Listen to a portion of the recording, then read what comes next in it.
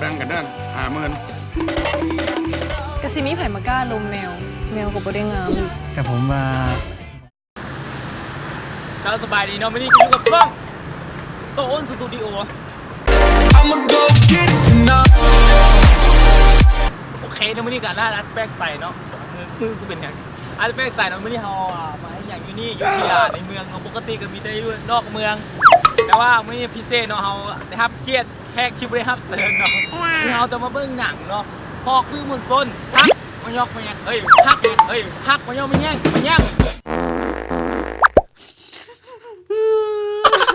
ขอไอ้เจ้าโอลิมปิกตกใจมึดปาซิฟิก เดี๋ยวเอาเวิร์กันนะว่าอยากจะไปสายอยู่ที่โรงหนังที่ใหญ่ที่สุดในประเทศเรานั่นคือเวียงจันทร์เซ็นเตอร์ไปเพราะว่างานนี้เนาะบ่ธรรมดาว่าจะมีเซเลบดาราที่ดังๆที่สุดในลาวเนาะคือเราอยากมีสัมภาษณ์แล้วไปแอปตีซินิดนะครับเซเลบเท่านั้นเนาะชี้แน่ๆมาเบิ่งงานว่าลูกพี่ของเราสิมาหรือเปล่าผมมีปัญหาเลยครับไปโอเคเราตอนนี้เข้ามาในทางในแล้วเดี๋ยวก็ขึ้นไปสักทีเลย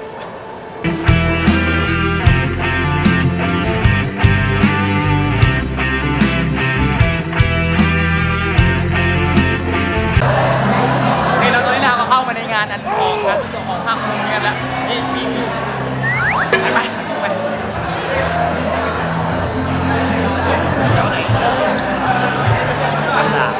ที่ว่าเซเลบหลายคน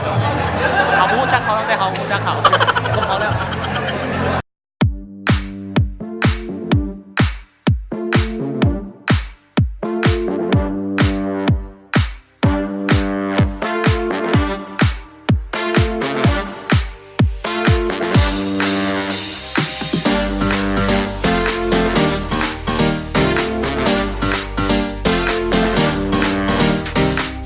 เดี๋ยวทุกคนนะครับกำลังจะมาในงานเปิดตัวนะครับพยายามปัจจุบันแต่เราก็เบิ่งหนังเยี่ยตัวนี้นะ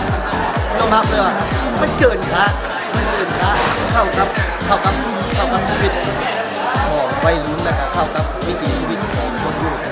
โอเคนะตอนนี้เราก็มาห้องแล้วหลังจากที่เบิ่งหนังฮักมายองแมมเนาะเป็นหนังที่ม่วนหลายก็คือแปลว่ามันจะมีมุกแบบซอดแทรกเข้าไปเนาะก็คือระดับไอเจียแปซิฟิกแล้วบอกเลยภาพประกันความฮาความม่วนในหัวจนเป็นห้องแข่งเนี่ยก็มีแต่เปิ้ลหูเรื่องมาก็คือแบบฮาเลยอะแบบว่าบางมุกที่เนาะที่แบบเฮานึกบ่ถึงเนี่ยมุกแบบโอ้โหหลายลีเป็นหนังที่แบบว่าคุ้มค่าในการที่ไปเบิ้งและที่เซอร์ไพรส์เนาะมีลูกพี่ของเขาอยู่ในหนังพร้อมไปเบิ้งเนาะว่าไอ้ต้อมเนาะไอ้ต้อมอยู่ในซีนตัวใดเนาะเดี๋ยวไปเบิ่งเดี๋ยวสำหรับนี่ก็เดี๋ยวโคตรนอนกันเนาะ